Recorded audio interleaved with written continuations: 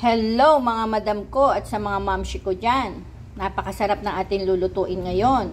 Bulanglang na bulaklak ng kalabasa. Ayan, nabili namin yan sa territory na pinuntahan namin kanina.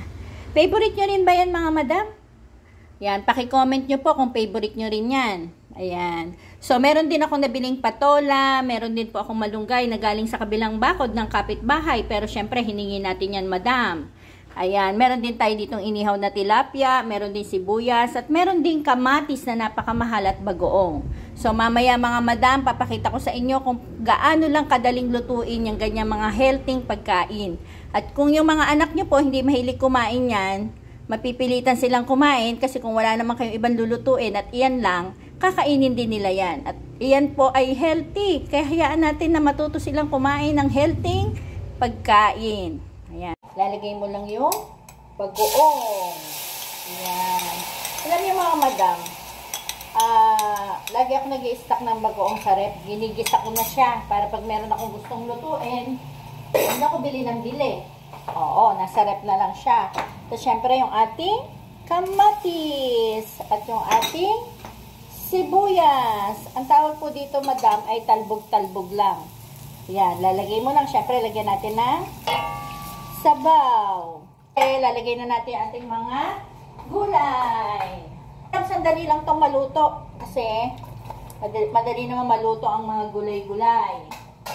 Yan. Yung ating bagoong siguro madam mga 2 kutsara. Yan mga madam. Next na natin ang ating bulaklak. Maraming bulaklak, mas maraming makakain. Yan. So ilalagay mo lang yan mga madam. Tapos, napakabilis lang yan maluto. Pag gusto mo ng mas maraming sabaw, di dagdagan mo ng tubig. Ganun lang kasimple. Tapos, ilagay natin ang ating malunggay. Ayan, madam, para masarap. Healthy yan. Ayan. Tapos, pag okay na yan, papaibabaw lang natin yung ating inihaw. Pag yung mga madam, yung patola, nagtutubig yan. Kaya magdadagdag pa yan sa sabaw natin mamaya. Ayan, napakabilis lang mga madam. Wala pang 5 minuto. Naluto na natin ang ating bulanglang. Ayan. Ito na yung ating gulay. Ayan mga madam. Yummy yan. Oh.